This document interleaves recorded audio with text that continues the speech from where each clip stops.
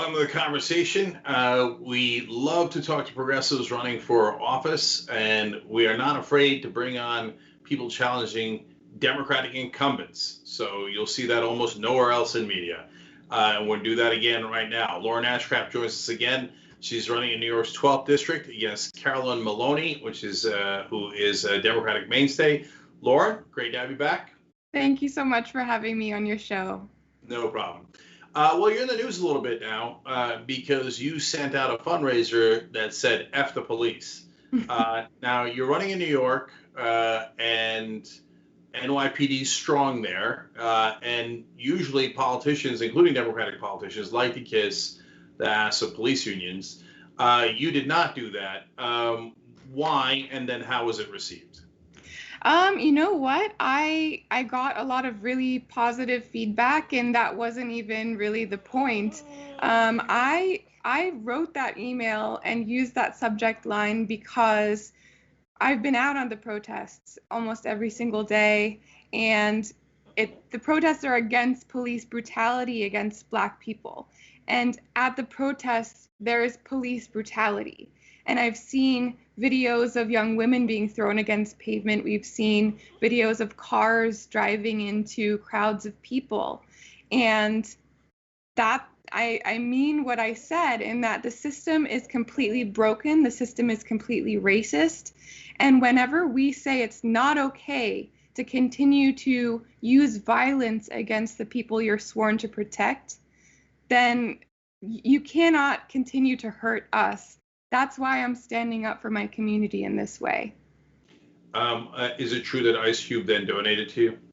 Ice Cube? No, I don't, not to my knowledge. Okay, I'm just kidding around. All right, so he is from LA, of course, West Coast. So seriously, I'm just curious. Did you raise good money from that email or no? No, I think the email itself made $400 or something, which I guess is pretty standard for us. But the ironic thing is there was a hit piece in Fox News the next day, and that did great for fundraising. And that was totally unintentional from our end. But I wrote that email from my heart to say these are all the policies that could have prevented this from happening. And my opponent did vote for the crime bill and has ignored, for the most part, a lot of bills that were calling to demilitarize the police and end racial profiling. And now within the last 2 weeks, we've seen her co-sponsor a lot of these bills. But this is not the time for people to have to be politically pressured into doing the right thing. And, you know, I made a lot of people really mad. I don't know how it's going to play out in the election results, but whenever you speak with me, you know that you're going to hear my true thoughts. And this is what I stand for. I stand for my community and ending police brutality. Okay, I'm going to ask you more about Maloney and yourself in a second, but let's give folks your website so we can see if we could outdo how much Fox News raised for you. What's your website, Lauren? LaurenAshcraft.com. That would be great because we are exactly 2 weeks away from when our polls close. So just so you know, we have the most small dollars in the entire race against a 27-year incumbent who takes a lot of corporate PAC money. This cycle so far, about $700,000 worth of corporate PAC money. And so it's a challenge to unseat her, but it's not impossible, and we know that for a fact. So every single dollar that people donate to our campaign, it actually pays for us to put out more digital ads, pays for a few more postcards to be sent out, really does make a difference. Yeah, and so the links are always in the description box below if you're watching later on YouTube or Facebook. So what was interesting about that Fox News piece, Lauren, is how much they defended Carolyn Maloney, even though she's a Democrat. They said, oh, but you know, she's really good on this and this. And I thought it was really telling. But a lot of folks still at this late date don't know what's wrong with Democratic incumbents. They're puzzled by challenges like yourself. They say, what are you wasting money for? We should save it to run against Republicans in districts that, by the way, are massively blue. And there's no competition at all in a general election 90% of the time in these districts. The real competition is in the primary. But so for folks who don't know, what's wrong with Maloney, and why would they be better served with a more progressive candidate? Yeah, so we absolutely, I hope, you know what, whenever I would be honored to represent my district, I know that I'll be challenged someday, and I think that's healthy because nobody is entitled to that seat. That seat belongs to the people. And for so many years, I know my district has felt completely unrepresented. When we used to knock on doors and reach out to people, they have no idea who their representative is, which is really sad given she's been in office for 27 years.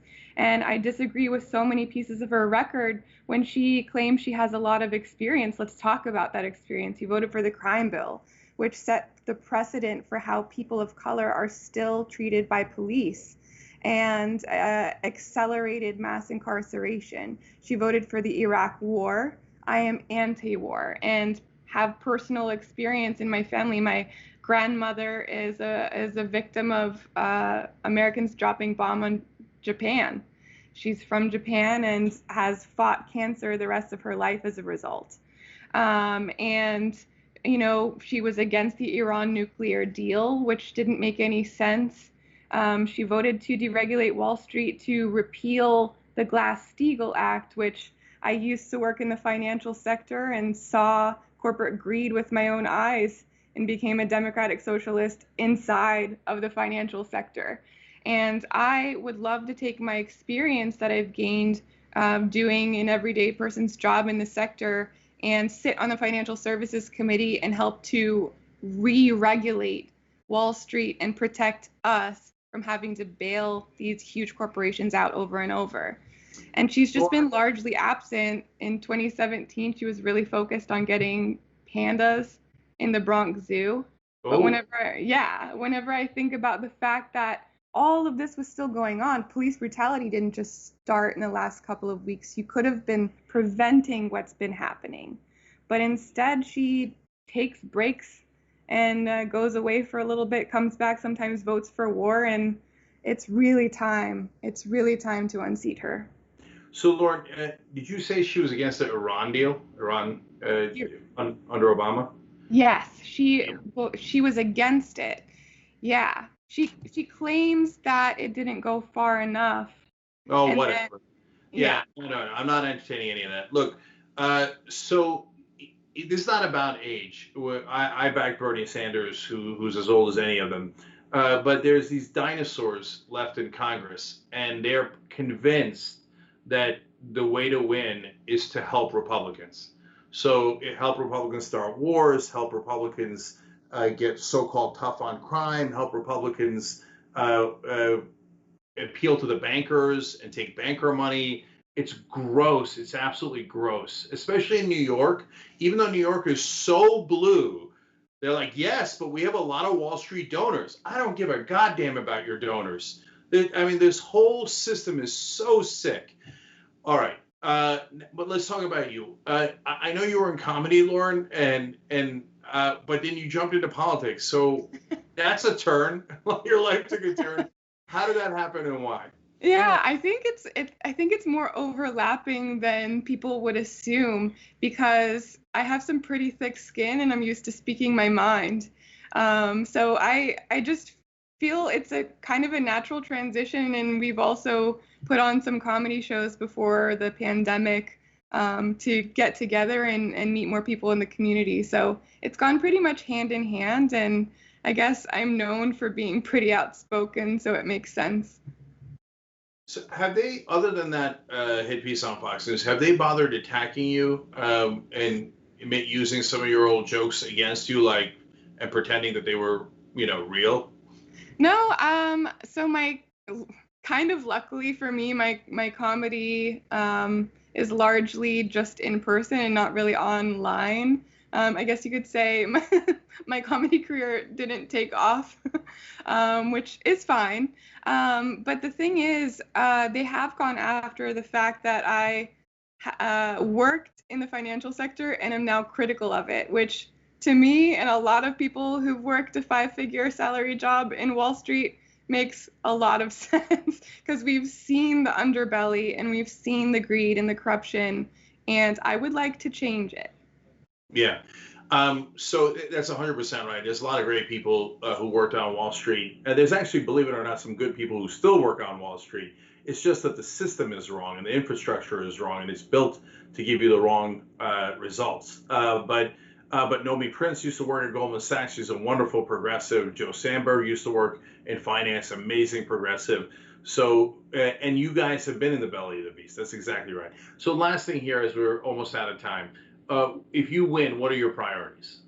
We absolutely need to push for campaign finance reform, because if you look at all of the most urgent issues we're facing, like the climate disaster, the lack of true criminal justice reform, the fact that we're still relying on a for-profit broken healthcare system, there's corporate PAC money being thrown at our politicians so that they continue to ignore these issues. You know, for-profit prisons, prison lobbies, private health insurers, they just throw this money. I am fighting for publicly financed federal elections so that campaigns like mine that are very proud of raising six figures of grassroots dollars, our average donation is $16 a piece, and it's hard work, but you would be incentivized to run a grassroots campaign because there would be matching involved and you'd be rewarded. But people like my opponent just wouldn't be eligible. So it would help to level the playing field. Obviously, we need a Green New Deal. We need single-payer Medicare for all, fighting to cancel student debt, true criminal justice reform, including defunding the police, and also making sure that we fight for people over profit. And that will not happen if we keep electing people who just take hundreds of thousands of dollars in corporate PAC money every single cycle. All right, LaurenAshcraft.com. When you don't take corporate money, you need to be supported by the people. Lauren, thank you so much for joining us. Really appreciate it. Thank you so much. It's such a pleasure to speak with you. I appreciate you having me on. Thanks for watching this free clip of the Young Turks. Don't forget to become a TYT member today. For more exclusive content, join now at tyt.com/join.